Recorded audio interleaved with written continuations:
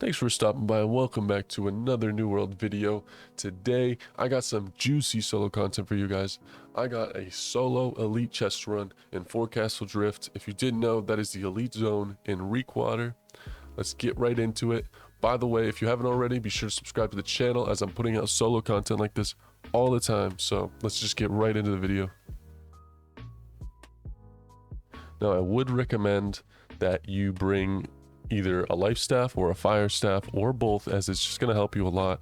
As a life staff, you're going to get free heals, so you're not going to be eating potions or food all the time. And fire staff, you're going to be able to get out of some sticky situations where you might get clapped as you're solo, and these are high level mobs, so it's going to be tricky sometimes. But once you get the hang of this is super easy, and I do this almost every day. So this first chest is going to be off to the right as soon as you get into the zone. I'm showing it here on the map for you as well, and basically what you're going to want to do is as soon as you get to where the chest is, you're going to want to run to the back of the chest, jump up on this little ledge, and just crawl into this little crevice here between the barrels and the house.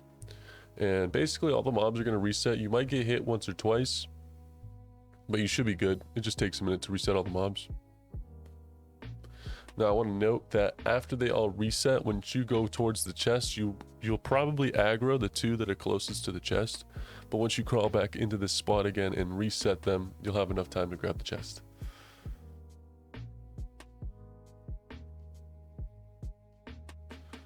don't know why I kept glitching out, and there was this weird visual bug when I was laying down while I was recording this video. As you can see, I aggroed them, so you just crawl back in. You might get hit once or twice, and this is why I recommend having a life staff. I didn't for this video, but it would have been something nice to have. I just didn't want to respec, to be honest.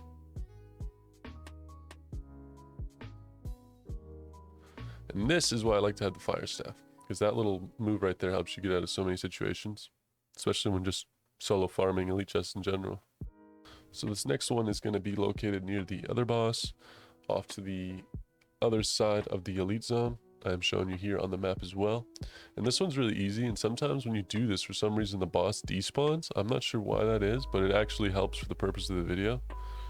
So you basically just want to jump up here and lay down, and all the mobs are gonna de-aggro, and you'll just be able to walk right in and grab the chest. Really easy.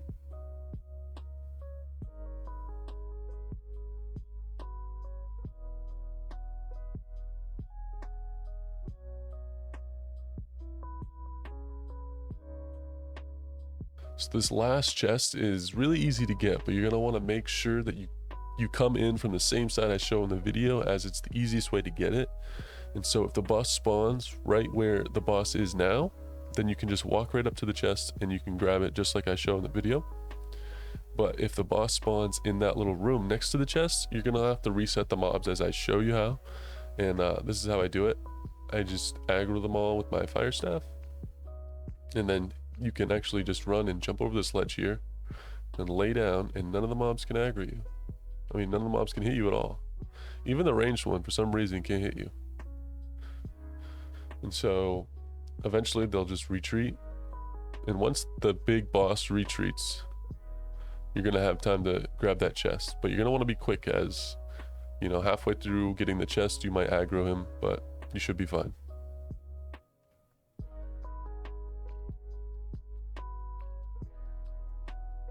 So at this point, before you get the last two chests in this zone, I highly recommend that you come down here and you build a camp. The reason for this is just because, like, there's a lot of 65 mobs, and some of the big ones that have like the anchors, they can throw them at you and they can just one-shot you if you're unlucky. So highly recommend just coming down here, putting a campfire down. It takes only a few minutes.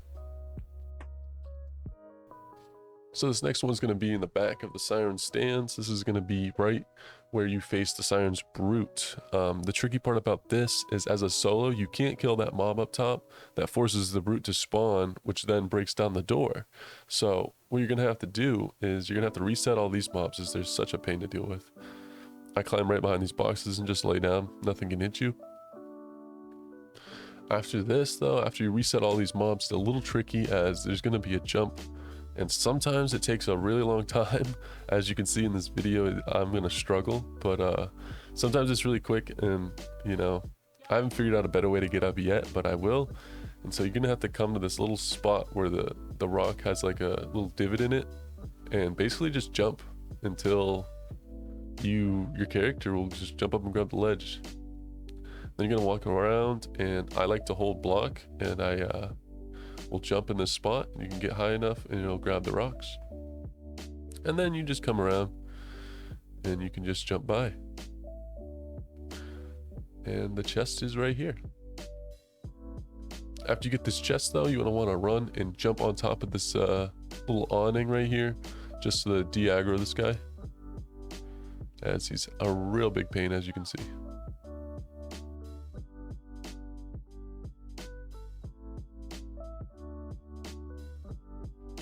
Alright, on my way to the last chest. I like to just skip all that other stuff, as it just makes the run a little quicker, I feel, and there's just less mobs to run by. So I like to run on top of the ship just to de-aggro these guys, and then just keep on keeping on. You should be able to just run by most of these guys pretty easy. There's a lot of range mobs though, and this is one of the reasons I think you should bring a life staff, as you'll just end up eating a lot of potions. It's not really worth it. And once you get to the top of this platform though, there's going to be a lot of mobs behind you, so you're going to want to run and jump and climb up onto one of the buildings as I show in this video, as if you don't, you're going to get cornered and clapped. So you should want to jump, and you want to get right on the chimney, as when you're on the chimney, as they can't hit you.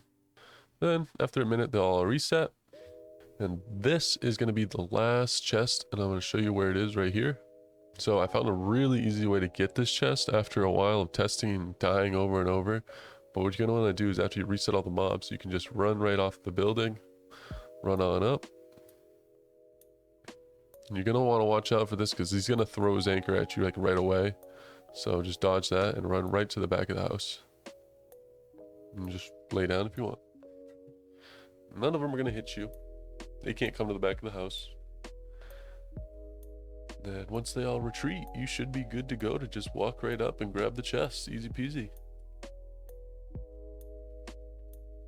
My chest was on cooldown, so I couldn't show you. So I just teabagged a bunch, but yeah, that's how you get all the chests. Thanks for stopping by. I really appreciate it. If you enjoyed the video, feel free to subscribe to the channel, as I'm going to keep putting out this juicy solo content for you guys. I really hope you have a good day. Thanks for stopping by, and until next time.